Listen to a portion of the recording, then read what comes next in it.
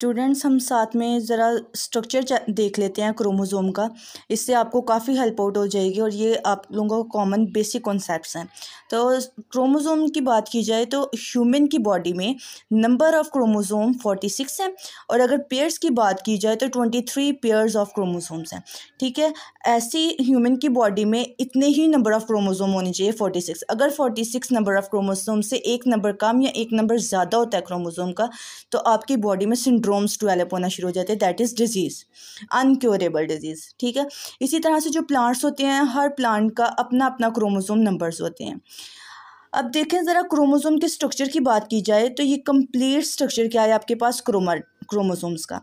इसमें जो सेंटर में आपको सर्कुलर स्ट्रक्चर नज़र आ रहा है, दैट इज़ कॉल्ड सेंट्रोमियर।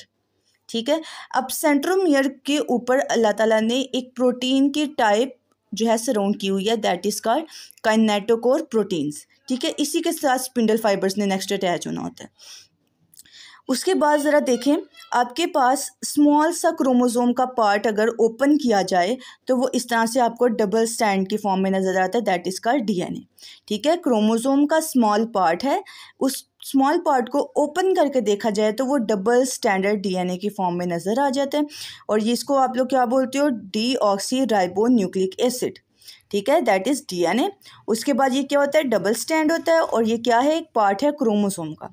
उसके बाद जब हम कहते हैं ये डीऑक्सी राइबो न्यूक्लिक एसिड है, तो इसका मतलब है इसके फॉर्मेशन में 3 इम्पोर्टेंट चीज़ें जो हैं वो इंक्लूडेड है। सबसे फर्स्ट पे आपके पास है 5 कार्बन शुगर कंपोनेंट। ठीक है, जिसको आप लोग कहते हो ये या तो डीऑक्सी राइबोज है या आपके पास है राइबोज। ठीक है, उसके बाद सेकंड चीज़ है नाइट्रोजीनियस बेसिस।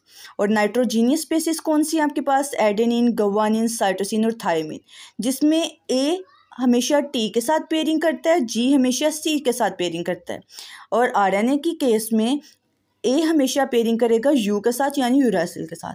और थर्ड मेन कंपोनेंट है इसका फॉस्फेट ग्रुप और ये तीनों चीज़ें कंपोज होके न्यूक्लिक एसिड बना देती हैं। ठीक है, ये आपके पास था क्रोमोसोम का स्ट्रक्चर। उसके बाद जब हमने ओपन किया ना क्रोमोसोम के स्मॉल पार्ट को, तो वो डीएनए बन गया।